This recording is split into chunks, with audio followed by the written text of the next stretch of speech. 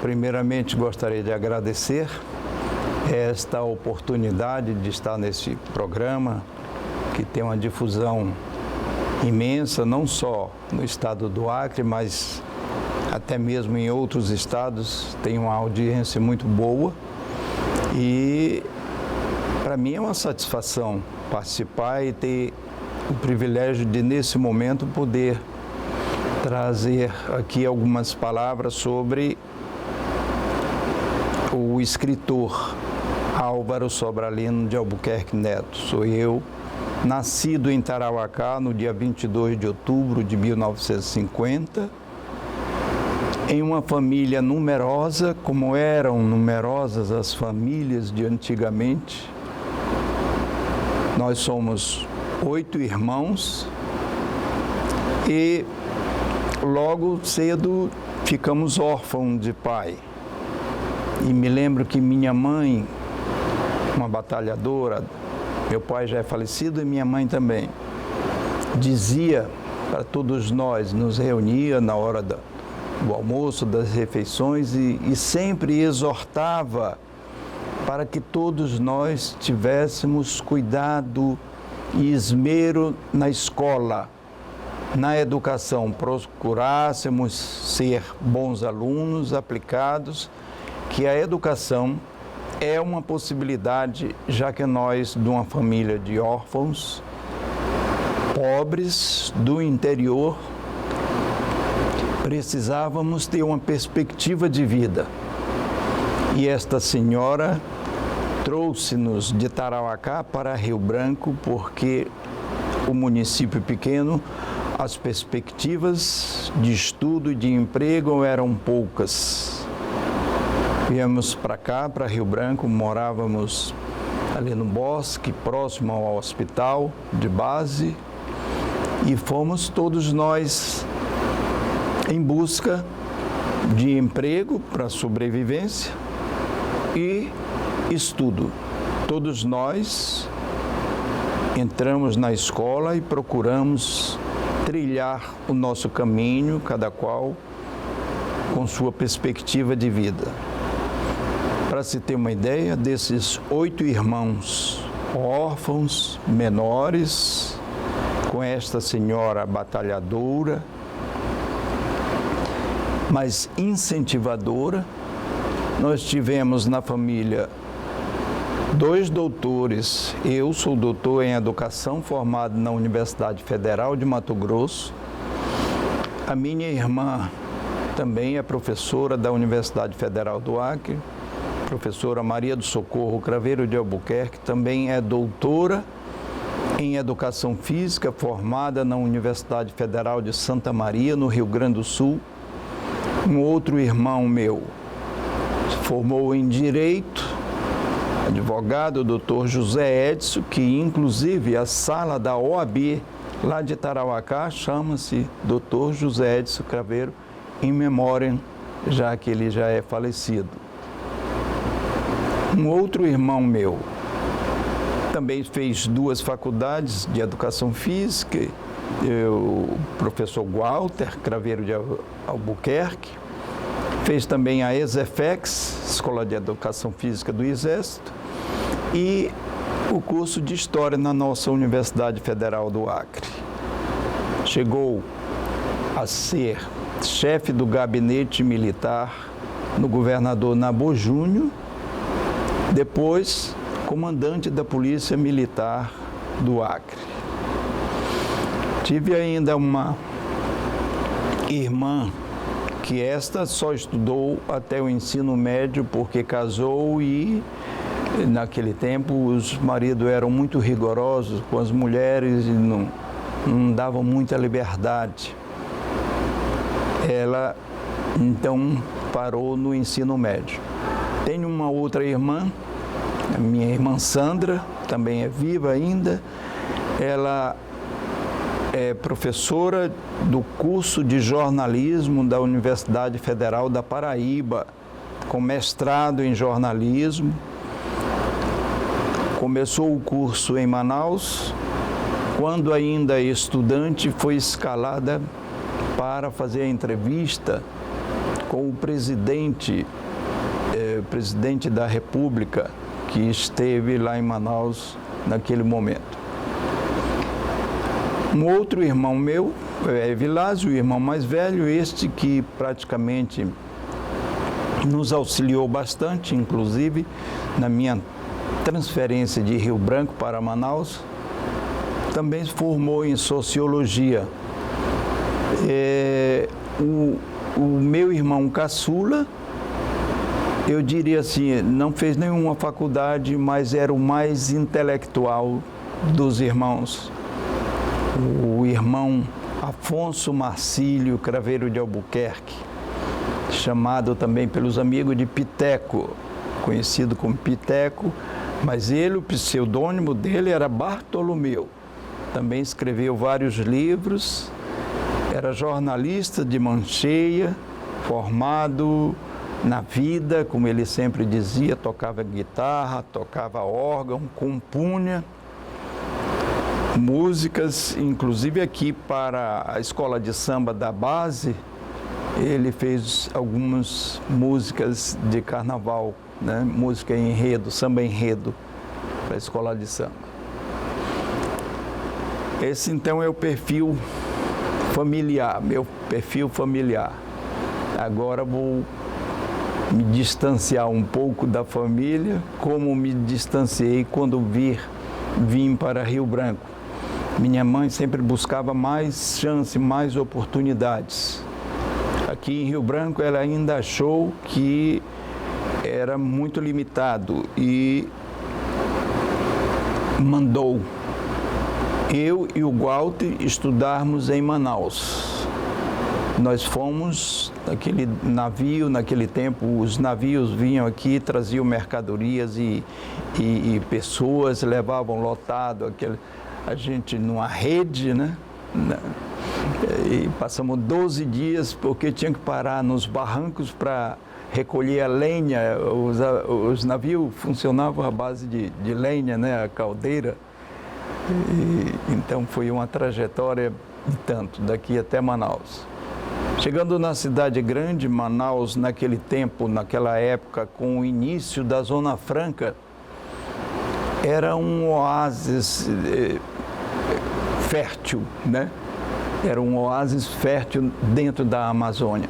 Empregos para todos os tipos de formação de pessoas. Isso ocasionou um êxodo também amazonense. Para se ter uma ideia, com a implantação do distrito industrial, ali rapidamente foram oferecidos 60 mil empregos. Então todo mundo tinha emprego e a gente mudava de emprego buscando sempre o melhor. Ficava algum tempo no emprego, surgia outro melhor. Sempre estudando, eu e Walter, e trabalhando e estudando à noite. Quando então surgiu ali, em 1972, eu já com 22 anos, um vestibular para formação de professores nas universidades que o governo militar implantou em vários municípios polo do Amazonas. Em Taquatiara, Manacapuru, Benjamin Constant, Humaitá, oferecendo os cursos de licenciaturas, também impulsionado pela uma legislação educacional, a Lei 5.692, de 1972, né? 71. E eu fui, então, aprovado no vestibular e fiz o curso de administração escolar. Iniciei ali o meu curso de administração escolar e dali em diante não me faltou mais emprego, notadamente na área da educação. Trabalhei num projeto no estado do Amazonas, projeto Ajuri. Projeto Ajuri era um projeto de formação de professores em serviço. Então, nós que tínhamos curso superior, íamos para o município e aí eu tive a oportunidade de conhecer 17 municípios no Amazonas, no estado do Amazonas. Não esqueço nunca de um município chamado São Gabriel da Cachoeira. São Gabriel da Cachoeira, um lugar lindíssimo. Ali nós trabalhamos na formação de professores indígenas. Trabalhei também em Urucará, em Itacoatiara, em Manacapuru, em Maués, em Borba, Manicoré, vários municípios, sempre na formação de professores. Quando eu concluí a Universidade do Sagrado Coração de Jesus de São Paulo, de Bauru, São Paulo, foi quem ministrou o curso.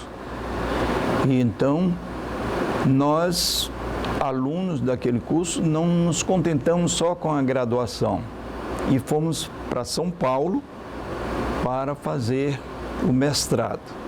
E ali nós fizemos o mestrado também na área da administração escolar. Quando do meu retorno, eu já estava empregado no estado do Amazonas, havia feito o concurso para professor efetivo e já era professor efetivo. Fui diretor da Unidade Educacional de Boca do Acre, o município aqui próximo do Acre. Após a minha aposentadoria na Universidade Federal do Acre, eu comecei a me dedicar à literatura. Devo isso também ao incentivo ao nosso Dandão, jornalista de Manchi, aqui no Acre, que também era da Universidade Federal do Acre, e me instigou. Eu já escrevia nos jornais locais, mas eram artigos esparsos nos vários jornais daqui e publicava alguns artigos, sempre temas ligados à educação, porque eu sempre trabalhei com esse tema educação. E ele sugeriu, então, que eu pegasse aqueles artigos já publicados e fizesse um projeto e lançasse no edital da Fundação Elias Mansur, e assim fiz. E saiu daí, então, esse primeiro livro aqui, que chama-se Educação em Foco, ou seja, o tema que eu realmente trabalhava. Foi um projeto aprovado pela Lei de Incentivo à Cultura, pela Fundação Elias Mansur, e resgata todos os artigos que eu havia publicado nos jornais locais sobre educação. Depois deste livro, eu me dediquei a transformar em livro a minha tese de doutorado. Minha tese de doutorado em educação foi feita na Universidade Federal de Mato Grosso. E a banca que aprovou a minha tese, aprovou com nota 10 e louvor, distinção e louvor, e sugeriu que eu publicasse. É lógico que uma tese de doutorado, ela tem todo um linguajar científico que não interessa muito ao leitor comum. Tive que, então, retirar praticamente 2 capítulos da tese para poder transformar esse livro aqui, que chamei de Política Educacional no Estado do Acre. Fiz um recorte temporal de 1963 a 1995, tratando sobre a formação, a trajetória da formação docente no Estado do Acre, né? Depois deste livro, venho retomar a literatura, também já aposentado, com esse outro livro aqui, chamado Vida de Professor. Experiências e relatos de um docente aposentado. Nesse livro eu resgato toda a minha memória, desde quando comecei a minha formação no curso de magistério, no Colégio Normal Juricaba, de Manaus. O meu primeiro curso de formação de professores em nível de ensino de 2º grau, hoje ensino médio. Foi aí que eu comecei a minha formação de professor. Depois busquei ampliar a minha formação no magistério, fiz o vestibular para um curso que os militares estavam ampliando os cursos nos municípios polo do Amazonas. Eu estava morando em Manaus, fiz o vestibular, mas fui para o município de Humaitá. Era um município polo de formação de professores. Eram cursos que eram dados durante o período de férias para os professores que já atuavam no magistério. É o que nós chamamos de formação em serviço, né? Você continua trabalhando e faz a sua formação acadêmica.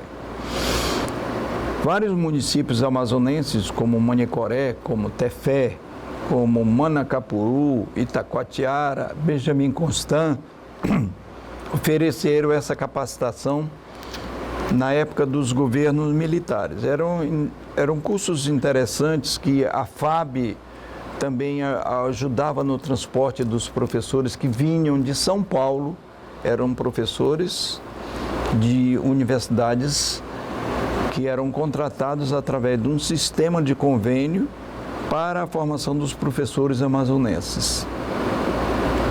E nós ficávamos hospedados geralmente nas escolas, era ali que a gente ficava porque as escolas estavam fechadas, era no período de férias, e estudávamos no patronato Santa Terezinha, lá em Humaitá.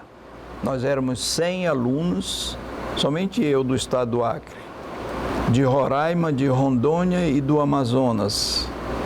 Então, desta região, nós éramos 100 professores em formação. Fiz a minha graduação em administração escolar. Quando nós concluímos o curso, nós sugerimos ao Estado que nos oferecesse o curso de mestrado, mas o Estado não acolheu o nosso pedido. Então, nós fizemos uma consulta à própria Universidade do Sagrado Coração, lá de Bauru, e eles aceitaram fazer turmas especiais para nós durante o período de férias, tal qual nós fizemos a graduação e fizemos o mestrado nesses moldes. Então, nós já éramos professores, a gente tinha que economizar durante o ano para poder pagar.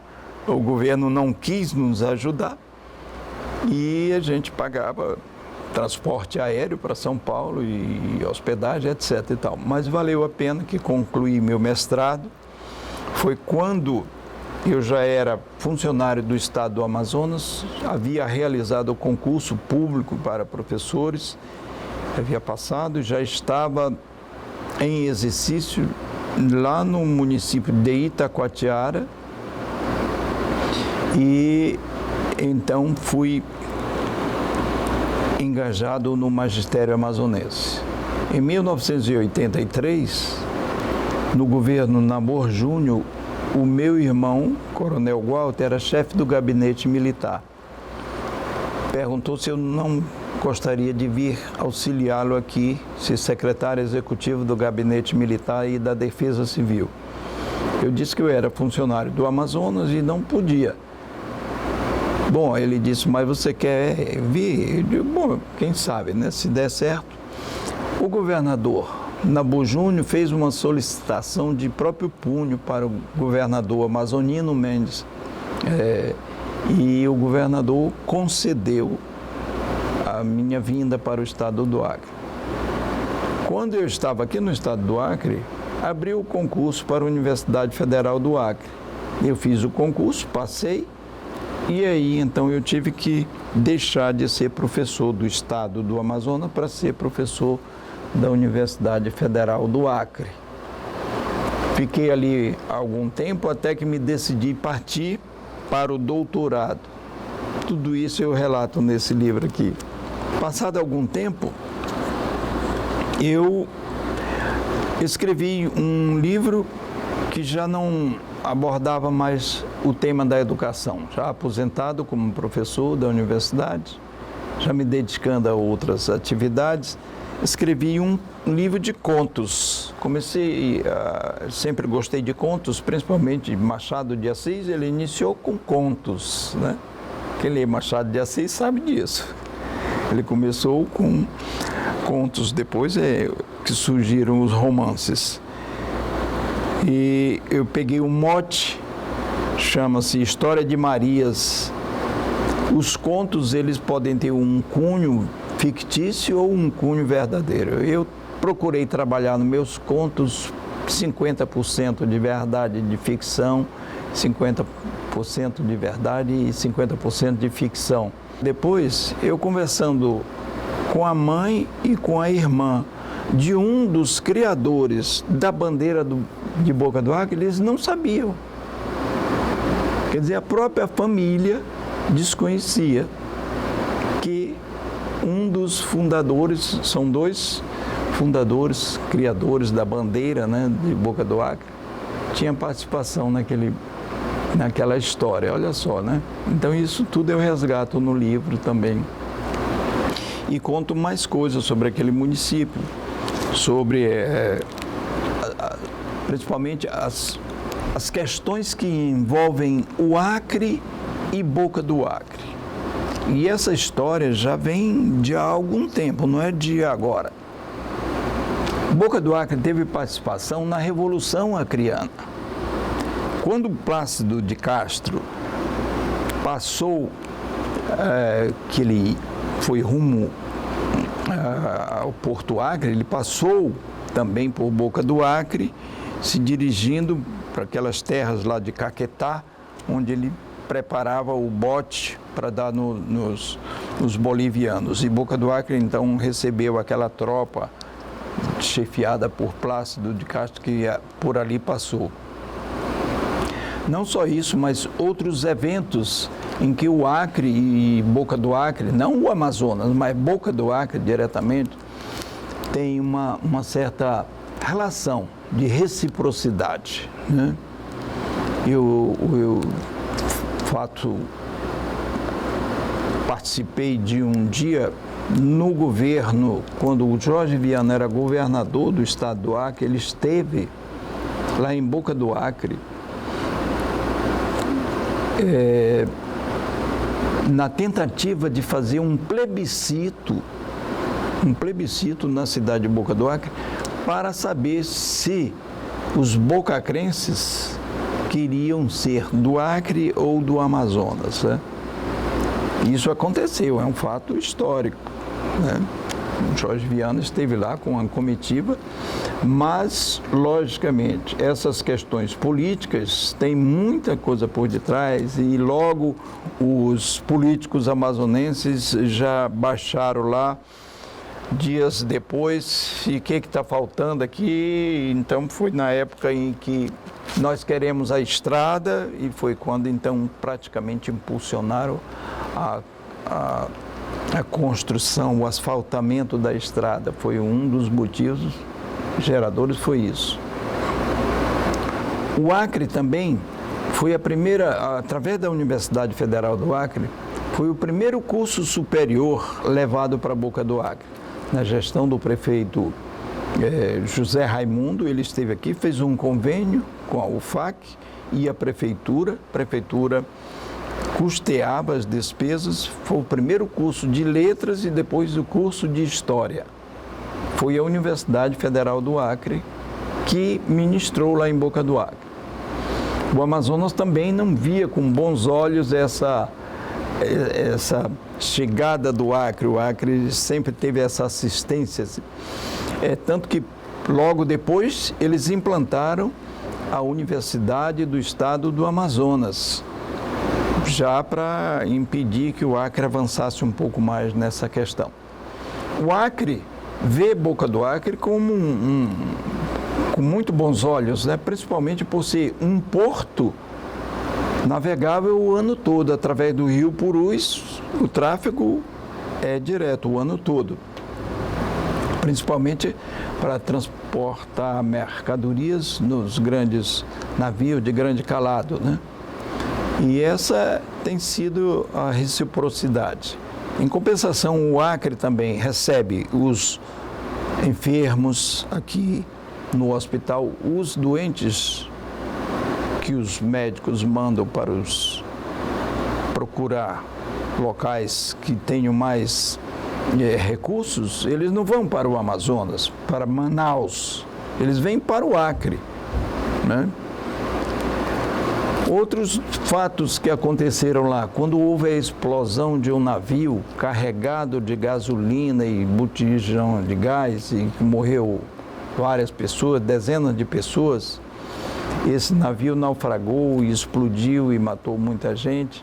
O estado do Acre foi quem mandou um avião com uma equipe médica prestar os primeiros socorros.